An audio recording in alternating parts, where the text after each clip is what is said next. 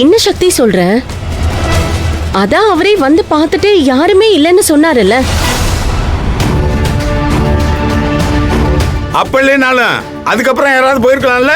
மாமா, அதுக்கப்புறம் யாரு போயிருக்க முடியும்? அத்தைக்கு கையில கிழிச்சிருச்சு, அப்புறம் தான் நீங்க வந்துட்டீங்களே. அதுக்குள்ள யாரு மாமா உள்ள போக முடியும்? மாமா, அப்படியே யாராவது திருடணும்னு நினைச்சிருந்தாலும் அவங்க இதை எடுத்துக்கிட்டு வெளியில தானே போயிருக்கணும். இங்க எதுக்கு கொண்டு வந்து வைக்கணும்? எனக்கு என்னமோ நீங்க தான் ராத்திரி எழுதி முடிச்சிட்டு இங்கேயே மறந்தா போல வச்சிருப்பீங்கன்னு. அர்ச்சனா, அப்பா கிட்ட ஏன் இப்படி எல்லாம் பேசிக்கிட்டு இருக்க? அவர் எல்லா விஷயமும் ரொம்ப கரெக்டா தான் பண்ணுவாரு. அவர் அப்படி எல்லாம் மறந்து வைக்க மாட்டாரு. ஏங்க, உங்க வயசுக்கே அடிக்கடி நீங்க என்னெல்லாம் மறந்துடுவீங்கன்னு லிஸ்ட் சொல்லட்டுமா? இல்ல, அது வந்து மாமா, எனக்கு என்ன தோணுதுன்னா, பெரியவனே, அப்பா, எனக்கு ஃபைல் தொலைஞ்சது கூட பெரிய விஷயமா தெரியல. உன் முன்னாடி நோய் நோய்னு திரும்ப திரும்ப பேசிட்டு இருக்கா பாரு, அதான் எரிச்சலா வருது. சரியா தப்போ முடிவை ஆம்பளை எடுக்கணும். இது ஒண்ணு அள்ளிராஜ்யம் இல்ல, இங்க எப்பவுமே சிதம்பரம் ஆட்சி தான். அத உன் முன்னாடிட்ட தெளிவா எடுத்து சொல்லு. வீட்டுல இருக்க ஆம்பளைங்க கேள்வி கேட்டா ஒத்த வார்த்தையில பதில் சொல்லி பழக சொல்லு. பொம்பளை பிள்ளைங்க சத்தமா சிரிக்க கூடாது, சபையில பேசக்கூடாது, டங்கு டங்குன்னு நடக்க கூடாது, திமிரா பார்க்க கூடாது.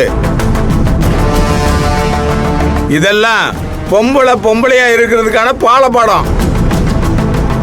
ரஞ்சிதம், இதெல்லாம் அவங்க வீட்டுல சொல்லி கொடுத்து வளர்க்கற போல இருக்கு. நீயாவது அவளுக்கு சொல்லி கொடு. சரிங்க. நான் ஊராட்சி ஆபீஸ் வரைக்கும் போயிட்டு வந்துடுறேன். இந்த ஃபைல் எடுத்து பத்திரமா வை. சரிங்க. இந்த ஒரு நிமிஷம். ஆமா, உன் அருமை தருதல இன்னும் வீட்டுக்கு வரல இல்ல? கேட்டது காதுல விழுந்துச்சா இல்லையா? அவ கோயிலுக்கு போய் அர்ச்ச வேண்டிக்கு தானே போனா, வெள்ளையடிக்கு போகலையே. அவ மட்டும் கோயிலுக்கு போகாம வேற எங்கேயாவது போயிருக்கட்டும், தெரியட்டும். அதுக்கப்புறம் இருக்கு ஆத்தாளுக்கும் ஆளுக்கும். இத போய் கொடுத்துட்டு வந்து கச்சேரியை வச்சுக்கிறேன். வந்திருக்கு.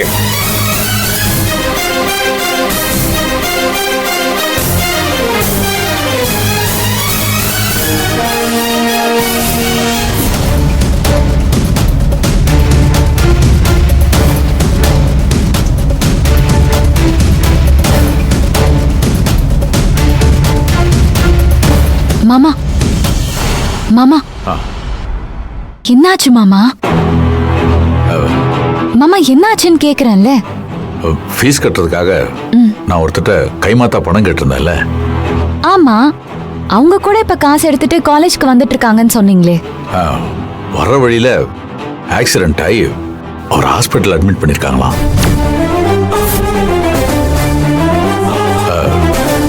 பொங்கடி, எனக்கு மட்டும் ஏன் மாமா எப்ப பார்த்தாலும் இப்படியே நடக்குது? நான் படிக்கணும்னு நினைக்கிறது அந்த சாமிக்கு கூட பிடிக்கலையா? பாரு, இந்த மாதிரி நேரத்துல தான் நம்ம தைரியமா இருக்கணும். தைரியமா இரு.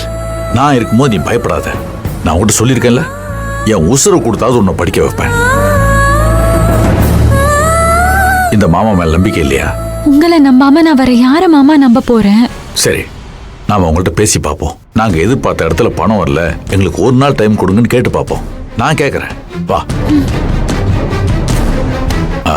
வணக்கம் மேடம். வணக்கம் சார். நாங்க ஃபீஸ் கட்டுறதுக்கு இன்னைக்கு தான் கடைசி நாள். நாங்க எதிர்பார்த்த இடத்துல பணம் வரல, அதனால எங்களுக்கு ஒரு நாள் டைம் வேணும். ஸ்டூடெண்டோட நேம் சொல்லுங்க.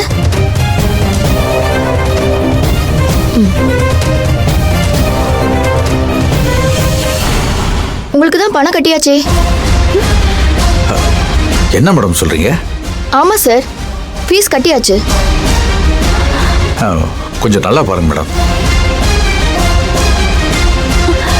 பூங்கடி தானே?